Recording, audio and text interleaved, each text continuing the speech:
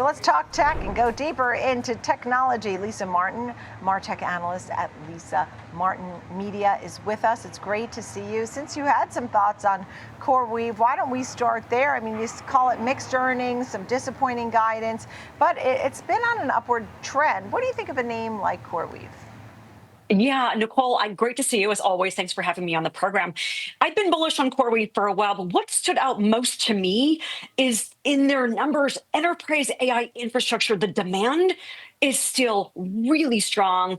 CoreWeave more than doubled their revenue in Q1. They signed more than 40 billion in new customer commitments. They expanded relationships with major players like Meta. And I think that actually is especially important because I think it validates CoreWeave's role in the AI infrastructure ecosystem, and it's reinforcing how aggressively big AI companies like Meta still need specialized GPU-powered compute capacity.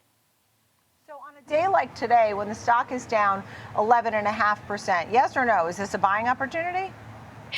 I think it is. I think for investors that are aggressive, those that really kind of understand the volatility, it is a good opportunity for them to buy because we know, CoreWeave is delivering the GPU, it's delivering the infrastructure, the cloud architecture, the AI compute, the capacity needed to run generative AI, agentic AI at scale. And so I think really what investors should focus on is the direction that it's going.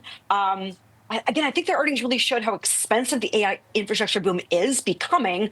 We know this. What investors are looking for now is asking the question: can AI demand keep growing as fast enough to support that level of spending and debt over time? All right. Let's talk about some of the rideshare names. I know you've had Uber on your mind. We've been looking at Lyft too.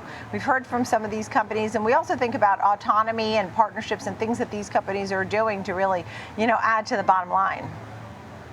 You know what stood out to me, Nicole? I was looking this week at Uber, DoorDash, Instacart. I use all of them. Is really how they've evolved. I mean, they were companies that were like convenience apps a few years ago, and they are far beyond that now, right? They've become like essential core digital infrastructure woven into our daily lives.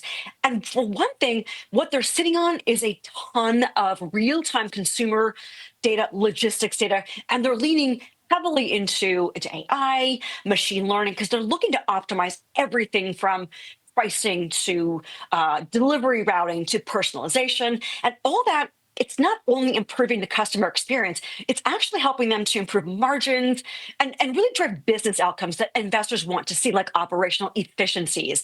They're seeing AI help reduce like idle driver time, optimize delivery batching, and better match supply with demand in real time. But when we look at the hood here, it's a massive cloud and infrastructure story that's powered by like the hyperscalers, for example.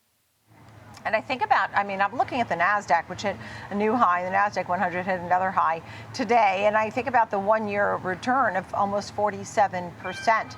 And you still think with all this AI talk that there's still room to the upside. When you look at some of these names and how they're evolving from what they used to be into something AI driven or something autonomous, give us more examples about what you're watching when it comes to tech and how that will continue to grow and probably add to the markets as well. Absolutely, Nicole. And I got to go back to Uber because what it has evolved from over its short lifespan is less and less like a transportation company. It's more and more like an AI orchestration platform. It's leaning in heavily to machine learning across pretty much every layer of its business, from things like surge pricing, route optimization. So what investors seem to really like this quarter is this huge data advantage that not just Uber, Instacart has it, DoorDash has it, because the platforms are processing billions of real-time mobility and logistics interactions. Every interaction is improving the algorithm. And what that's creating in these companies is an AI flywheel. So because more users are going to generate more data, and that improves things like efficiency. It reduces that friction that we don't want, and it really strengthens that customer experience. And I think in the AI economy, that wealth of consumer behavioral data is really valuable because these companies, they understand where we go, what we buy, when, and it's creating a really important first-party data ecosystem in tech. So Those names that we were talking about before, Uber, Dash, and Instacart, whether or not you like those names. Also, we were talking about GPUs, CPUs, and you look at names like Amazon Web Services and Microsoft Azure and all that. I wanted to get to some of those Mag 7 names. But so far, of the names we've talked about, do you have a favorite? I would say Uber and DoorDash. I think what they're really showing is how they're leveraging at scale, not just the emerging technologies, but this wealth of consumer data. They know when people buy, when they downship products, how often they spend, and they're able to really meet us consumers where we want to be met, and that is with things like promotions, with targeted advertising.